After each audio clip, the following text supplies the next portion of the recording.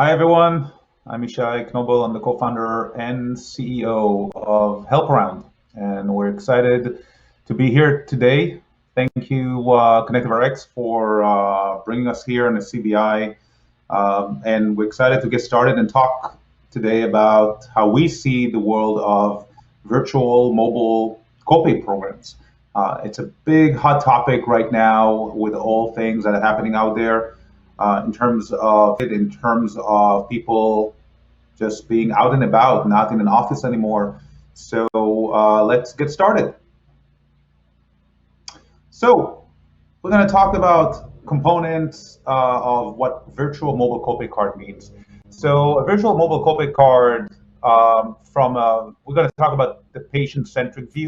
We're going to talk about the differences between traditional virtual and virtual mobile.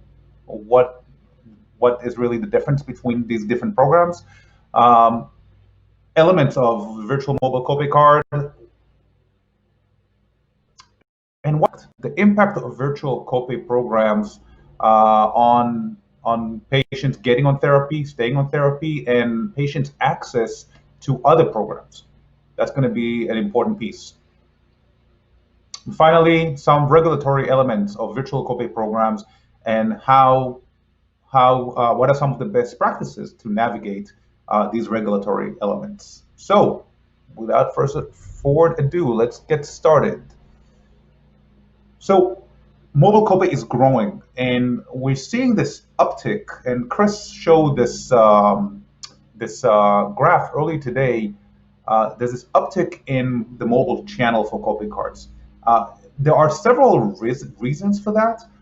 Mainly, we're seeing that the kind of physical channel is struggling. We're seeing a few reasons that we're going to check on in a little bit, but gradually, copay programs are going virtual. They're going virtual, and you can already see that the web consumer is already well around 50%, but now mobile is picking up, and we'll show exactly why in the next few minutes. So, what are some of the elements of the virtual mobile copay card or the copay program? First of all, the ability to enroll without a physical form or a PC or a Mac or a desktop for that matter. That's critical because now everything has gone virtual. So being able to enroll in a copay program without having to actually touch something is becoming so much more critical. The second piece is that distribution is becoming digital. It's becoming available on the go. It's easy for the patient, and there's no printing needed. In the age of Amazon, where we can just return a package without even printing a slip, that's kind of the standard that patients expect. And if we change that to no, you got to print, that puts a burden on the patient and making their access more challenging. Digital card storage on a mobile device, the ability to just access it, just have it there, activated on the mobile device, on the go, 1, 2, 3, just like you're used to doing in any other realm of your life as a consumer, not just a patient, as a consumer. Your expectation to get the triggers, to get the updates on mobile, that's where you expect them. Especially as email is becoming such a crowded space with so much spam in it, you really want what matters to your financials to be easily accessible and available, the place where you're always accessible, which is the mobile phone. And finally, the ability to upload information, upload copies. You have a camera in your pocket, upload an image of your insurance card and enter through the attestations on mobile. It's just becoming something that consumers expect because they do that everywhere else. So, what's wrong with traditional? That's kind of self-explanatory, right? Let's see. Currently, the process is that the initiation starts either by the HCP, where they can hand the patient a copay card, physical, or the brand website, and then they mail it to your home, and then you got to go to your mail and bring back the card and then activate it, or activated by the brand hub. And the brand hub is yet another place where it ends up delivered physically. Well, the format is going to be something like PDF or pre-printed or download and print. Web form phone calls, these are all very manual means that are not really necessary anymore. Then you got to submit a form. If the patient has to submit a form to the hub, do they have to mail it by the HCP? Mail it by the patient? Mailing, asking the patient to actually fill out a form and mail it is going to be a big, big burden. Faxing it by the HCP, sure, if the HCP and patient were in physical interaction, but that is not happening as much either. Emails, phone calls, all these are manual. And finally, how do you get the card? You get it physically by the mail, or you get it physically by the HCP office, and that is slow. It's slow, and it takes 7 days in average. 7 days in average for something that we would be you doing in any other industry with a few clicks. So from 7 days to 7 hours. Instead of initiating it physically with a PDF, the patient can go and just request it with a web link. Submit a form to the hub is electronic. No form, no manual printing, no mailing anything. And the card distribution is immediate as well. It comes out, it comes out immediately on the phone. You can print it out, but you don't really need to, because it's on your phone and you can access it on your wallet. And we are seeing that across the board with the programs out there. Manufacturers are putting mobile card on the digital wallet. It can be Apple Wallet, it can be Android, it doesn't matter, but it's there and it's fast, and you cut down days and days in time of therapy. So virtual is faster, mobile is the fastest, because now the invitation doesn't require a desktop anymore. And desktop is replaced by SMS, web link, app, meaning a patient can handle all these registrations, as you see here on the right, with a few clicks, while they're doing something else, while they have commercials in the middle of a sports game they're watching, or while it's just a few clicks away. It doesn't require the patient to switch to a desktop and sit down and start handling and start go into an office mode.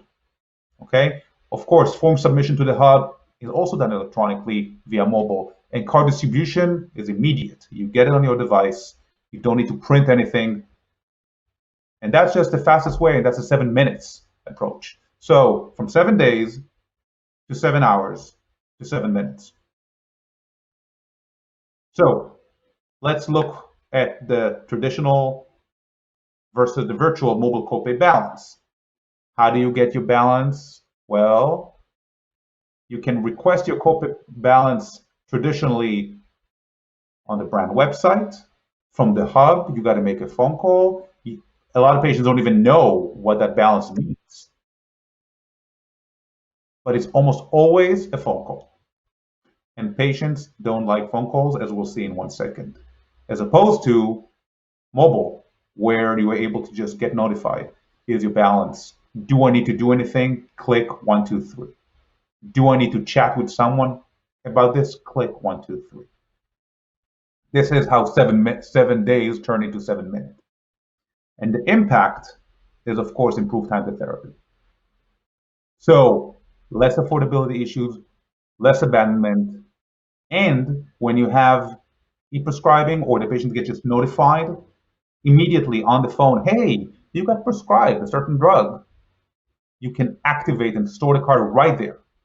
Maybe you're at the HCP office, maybe you're at the pharmacy, but you don't have to go home and pull out a form and do all that dancing.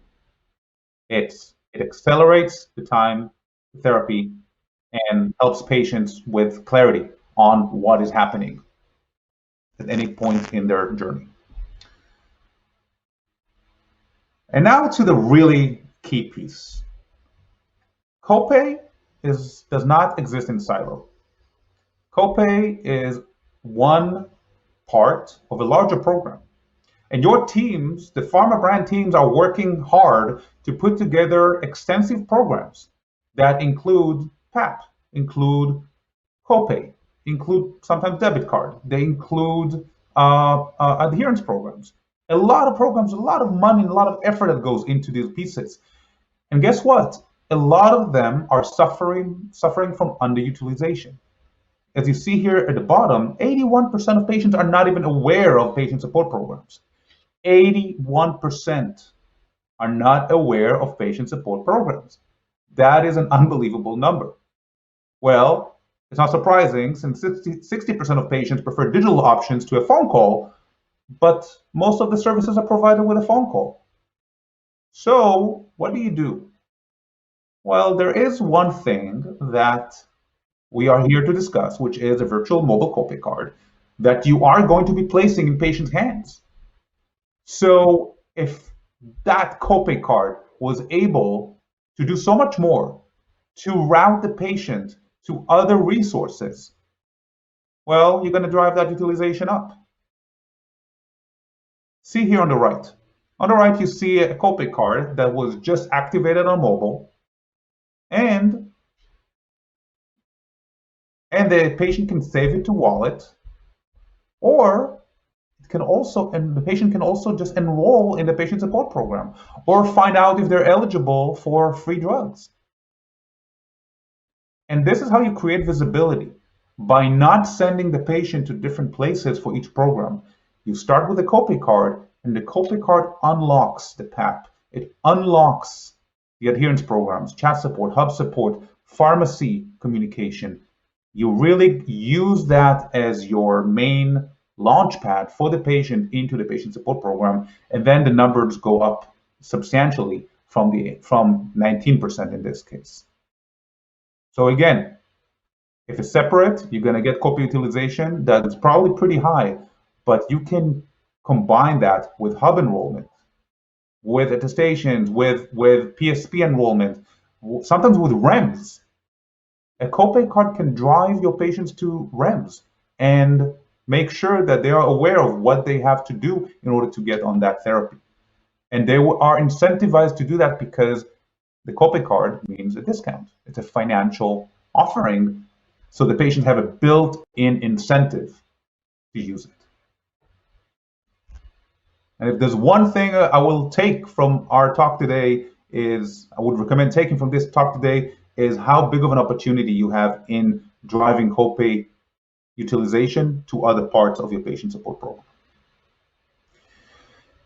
Some regulatory considerations. There's actually an opportunity here because the consent for the initial SMS you actually can solicit permission to other messages down the road. So, hey, you just downloaded the copay card. Please click here to consent also to connect you to the hub. E-consent for HIPAA and messaging, you can actually collect, as part of the copay flow, collect wet signature on mobile, which very often is another burden, another hurdle to therapy. And finally, from an authentication point of view, SMS, as you see here in the image to the left, you can see that getting an SMS that says, hey, verify that you received this code, that's a HIPAA compliant way for identifying the patient and authenticating the patient. So all of a sudden, copay card is becoming a much bigger opportunity here that your legal team might really want to hear about on how to collect additional consents at the point where the patient opts into the copay program. So, to recap, virtual mobile copay programs, the patient is expecting more. The patient is expecting mobile on-the-go access and information about the copay program.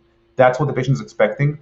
The big news is that the copay card, mobile copay card, can also act as a portal to your patient support program, to your PAP, to your hub enrollment, to a lot of other things that today are underutilized. And that's a big potential impact of virtual mobile copay cards for your patients and for your patient journey. If there are any questions, would love to learn more about your copay program, about other programs that you have on your team. Please let us help. Would love to learn more about what you guys are doing. Team@helparound.co. And I really want to say thank you for being with us today. Reach out. My name is Ishai, and I think we're going to open it up to questions now with Chris.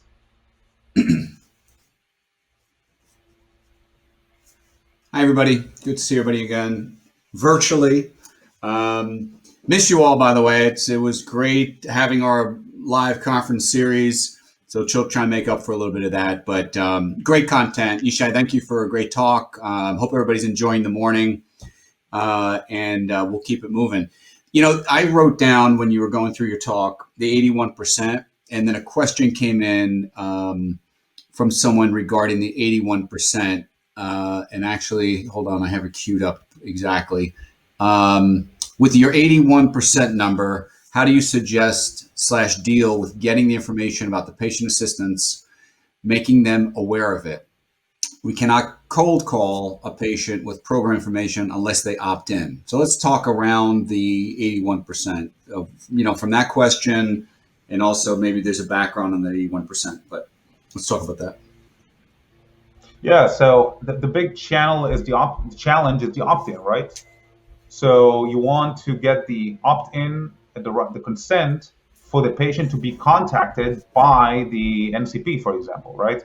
The copay card, if done correctly, can embed these consents as part of the activation.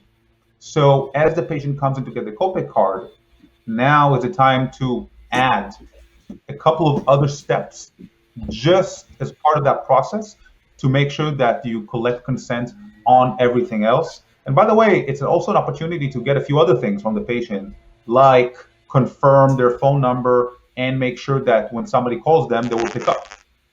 So collect these consents as part of the copay card and reach out after this call. Happy to show a few examples on how that can be done. Okay, thanks. Another question was around HelpAround, just a little bit about the company, because the comment was that there's a number of companies that are out there that are doing some sort of mobile work and so forth, and maybe you can differentiate and explain a little bit about the company and your connectivity into really healthcare and Copay and all that. So thanks for the question. This is HelpAround's mission is to simplify patients' lives. So we like to make it easy for patients, easy for brands.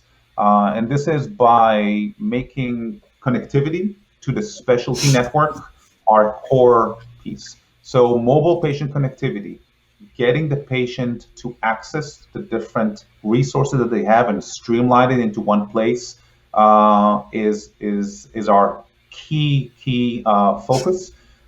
And one area that is really important in that area is that, saying, mobile will create an app. Anyone can build an app. There are apps out there that are used for, retail drugs, all kind of, medication reminders, etc. But the patient very often doesn't want an app. What they want is their patient support program. Sure, some of them would want an app, and as HelpAround, we have that as well. But getting there on mobile, serving the right resource at the right time and to the right place. Some of the patients will want SMS. Some of the patients will want mobile web. Some of the patients will use an app. But making it easy for the patient to access the best resource in the right time, that's key, because that makes their life easier and it drives utilization of the patient support program. So that's really key for us. Simplify the patient journey, simplify the brand team that's been working so hard, and make this connectivity seamless. And ConnectiveRx is a partner of ours that we're very excited about the seamless experience that we've created together. Okay. Thanks. A couple additional questions come in. I can combine a couple of them. What is the age group that prefers digital over a phone call? That's a great question.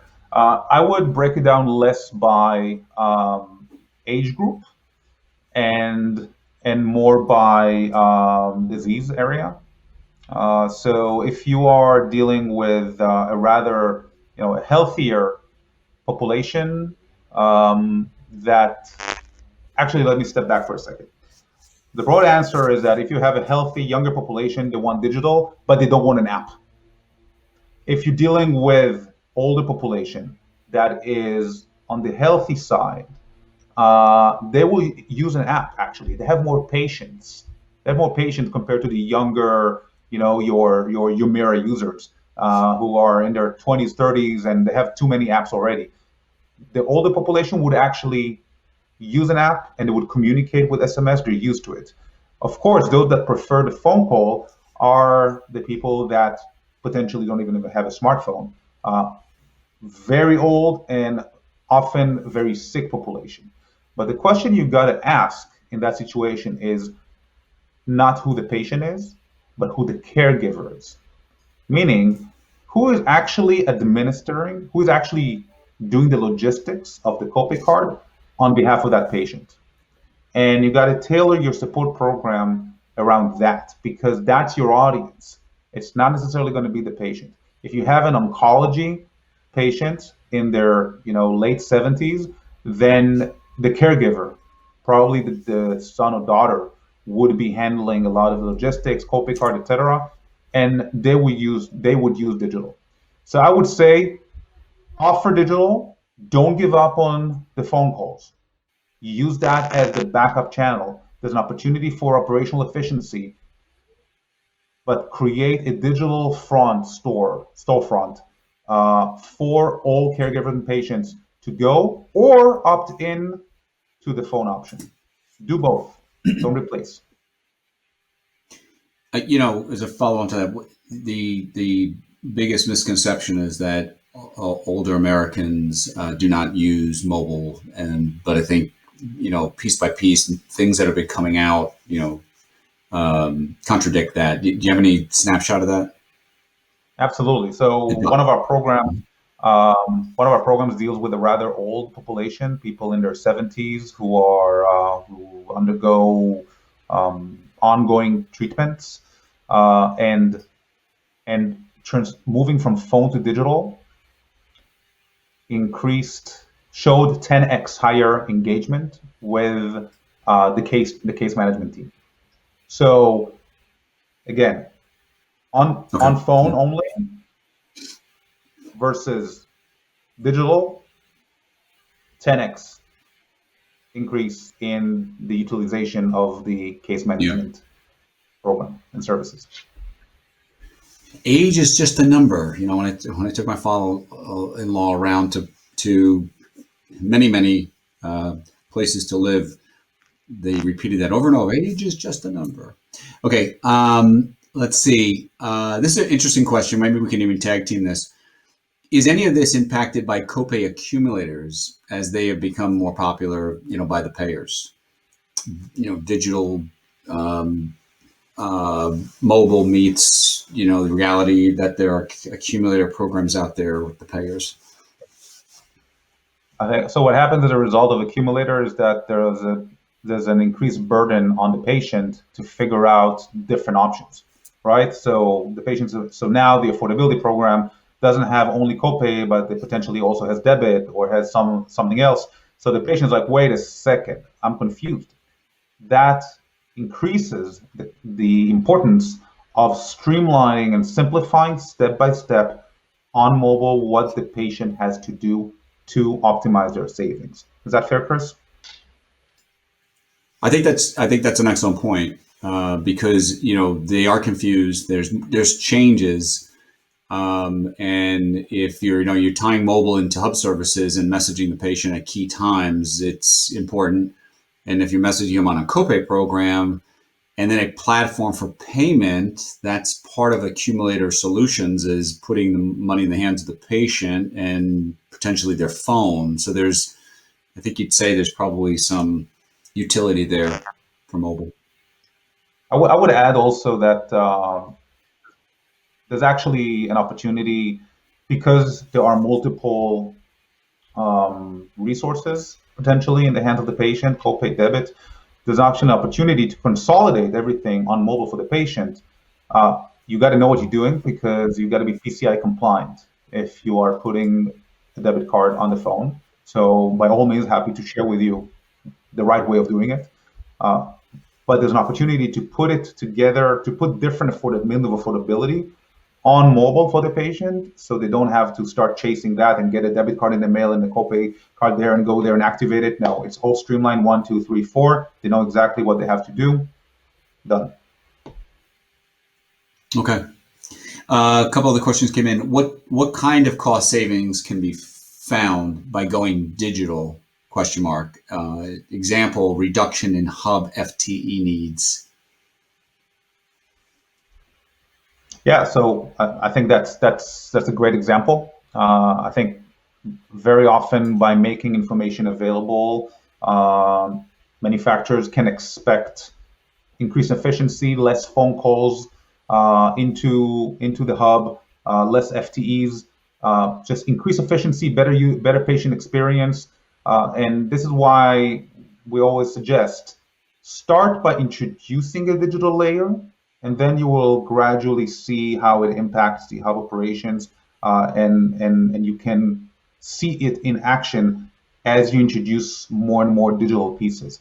The one thing that I can tell you just doesn't fly anymore is phone calls. Phone calls are just patients. I think it's about 70% of patients don't pick up a phone that they don't recognize.